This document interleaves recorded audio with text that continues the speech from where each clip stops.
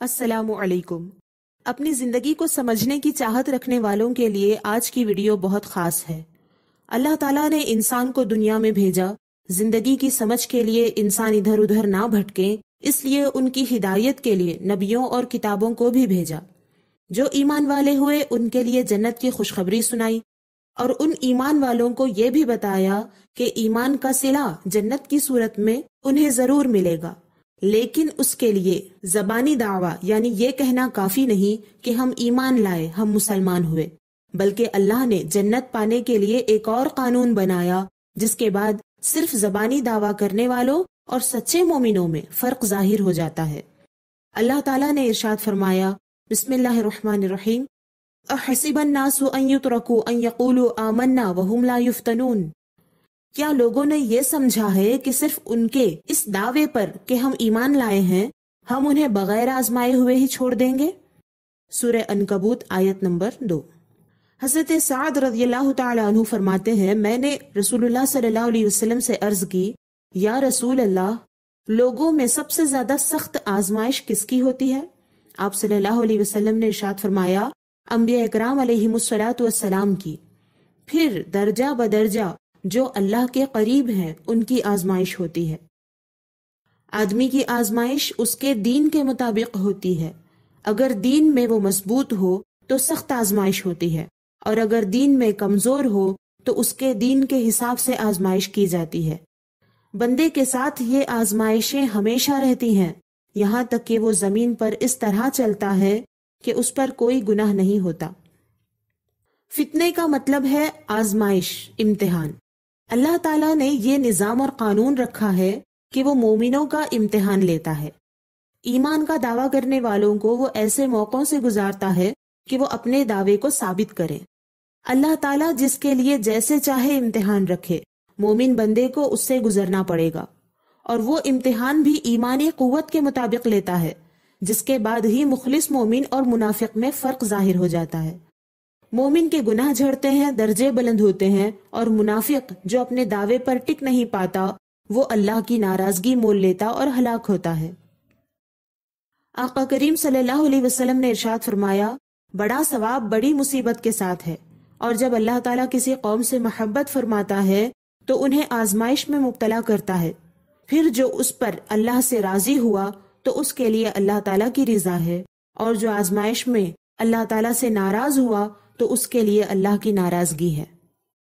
حوالہ ترمذی شریف کتاب الزہد۔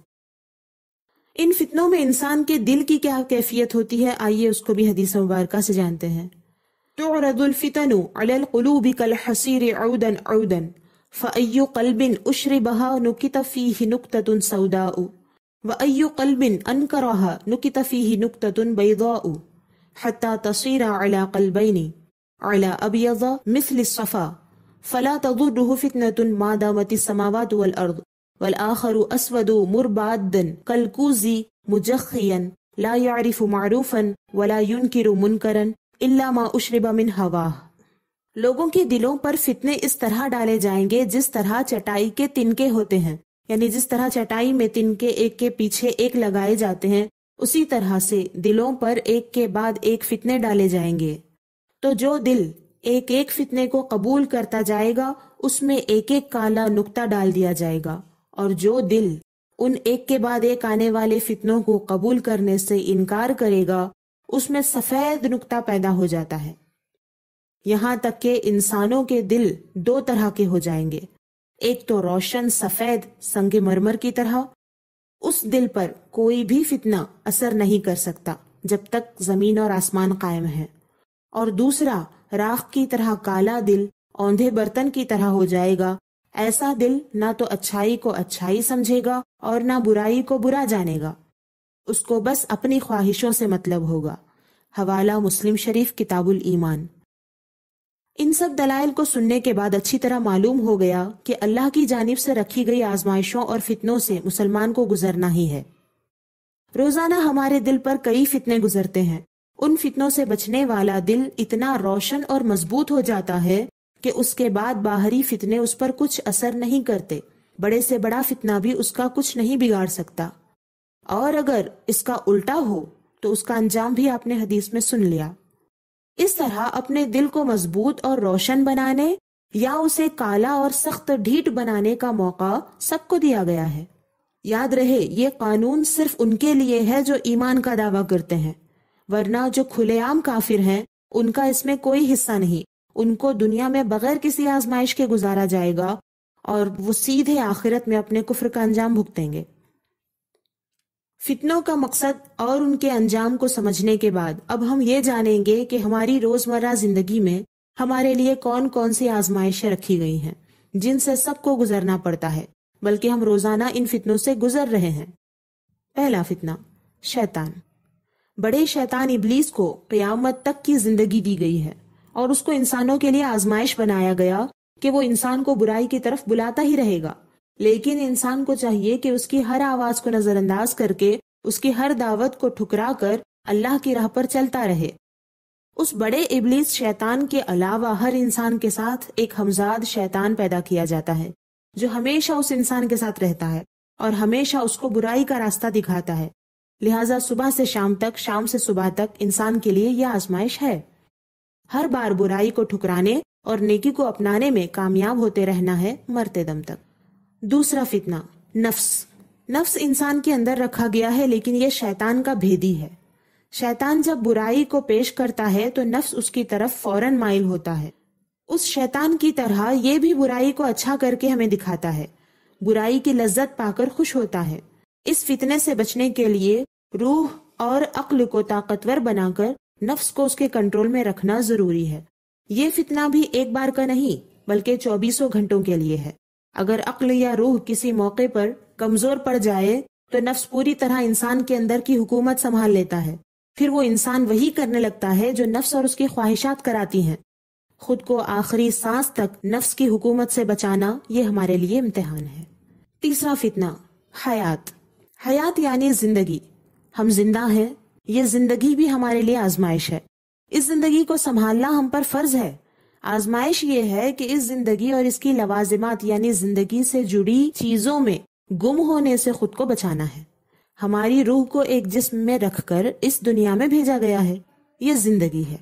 اس زندگی کے مزے ہمارے لیے آزمائش ہے کہ ہماری روح یعنی ہماری جو اصل ہے وہ اس زندگی میں کھو کر رہ جاتی ہے یا اپنے اصل مقام کو یاد رکھتی ہے۔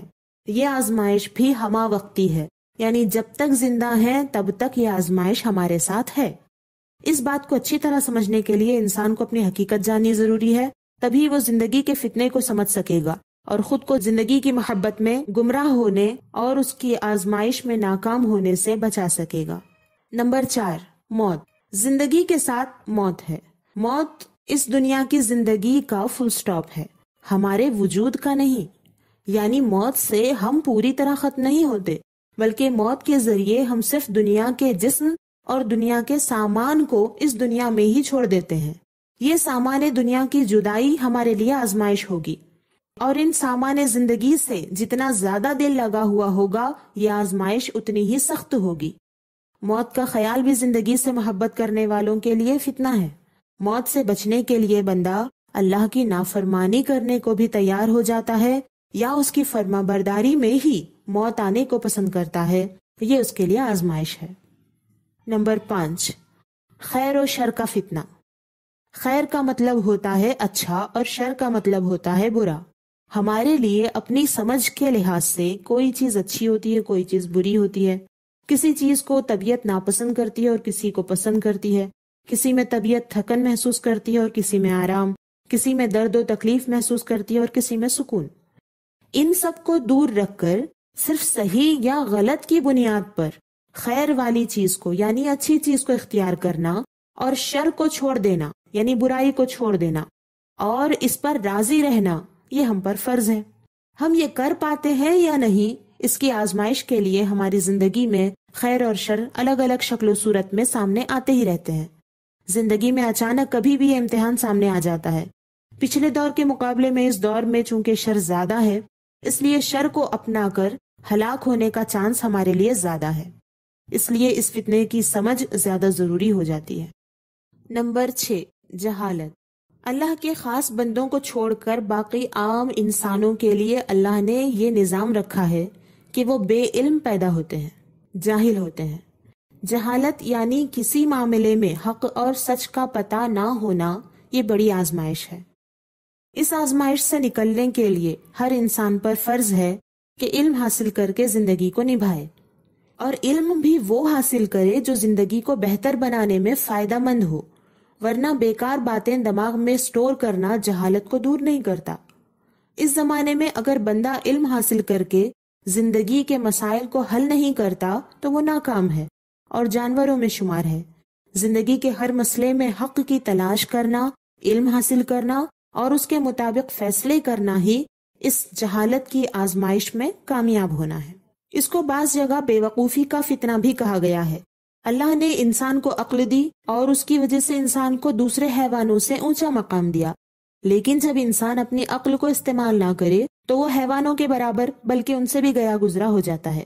اپنی عقل استعمال نہ کرنے کا فتنہ بھی کافی عام ہو گیا ہے، جس میں مبتلا لوگ یا تو عقل کو نفس کے تابع کر دیتے ہیں یا دیکھا دیکھی زندگی کے فیصلے لیتے ہیں۔ یہ بڑا سخت فتنہ ہے۔ نمبر 7، اختلاف کا فتنہ۔ انسان جب جہالت سے نکل کر علم کی طرف بڑھتا ہے تو اختلاف کی آزمائش سامنے آ جاتی ہے۔ اس سے گزر کر بندے کے لیے لازم ہے کہ اللہ کی مرضی کو سمجھے اور اس کی رضا کو حاصل کرنے میں کامیاب ہو۔ اختلاف میں بھی حق کو تلاش کرے۔ اختلاف کے ڈر سے علم کی طرف قدم نہ بڑھانے والے اس آزمائش میں ناکام ہوتے ہیں، اور اختلاف میں صحیح نتیجے پر نہ پہنچنے والے بھی بری طرح ناکام ہوتے ہیں۔ یہ میں ان اختلافات کی بات کر رہی ہوں جن سے پار ہونا لازمی ہے، اور کچھ اختلافات ایسے ہیں جن سے دور رہنا انسان کے لیے ضروری ہوتا ہے۔ وہاں اختلاف سے خود کو دور رہنے میں کامیابی ہے۔ ہم اختلاف کے فتنے میں بھی بری طرح پھنسے ہوئے ہیں۔ نمبر 8، مال کا فتنہ۔ مال اور مال کی محبت کو کون نہیں جانتا؟ جب دنیا میں بہت ساری ضروری چیزیں مال سے حاصل ہوتی ہوئی نظر آتی ہیں تو انسان مال کو اپنا حاجت روا یعنی ضرورت پوری کرنے والی چیز مان لیتا ہے۔ مجازی معنی میں یہ صحیح بھی ہے، لیکن اس میں آزمائش اس وقت آتی ہے جب اصل حاجت روا کی مرضی یعنی اللہ تعالیٰ کی مرضی اور مال کی محبت ٹکرا جاتی ہے۔ اللہ کے کسی فرمان پر عمل کرنے میں مال چھوٹتا ہوا نظر آئے تو اس وقت بندہ کس طرف جھکے گا، یہ اس کے لیے آزمائش کا مقام ہوتا ہے، اور ایسے موقع ہماری زندگی میں بار بار آتے ہیں۔ نمبر 9، اولاد کا فتنہ۔ ہماری اولاد اصل میں اللہ کے بندے انسان ہی ہیں جو اللہ نے کچھ مدت کے لیے ہمارے گھر میں بھیجے ہیں۔ ان کے ساتھ امانت جیسا سلوک ہونا چاہیے، نہ کہ ملکیت جیسا۔ یہ بات بھول کر انسان آزمائش میں پڑ جاتا ہے اور اولاد کے لیے جینے مرنے کی ٹھان لیتا ہے۔ پھر اولاد سے بھی یہی امید رکھتا ہے کہ وہ اس کے لیے جئیں، اس کی مرضی کے مطابق جئیں۔ اللہ کی مرضی کو اپنے لیے بھی بھول جاتا ہے اور اولاد کے لیے بھی۔ زندگی کے بڑے اہم حصے میں یہ آزمائش رکھی گئی ہے، جوانی، جس میں انسان کی قوتیں اور صلاحیتیں عروج پر ہوتی ہیں۔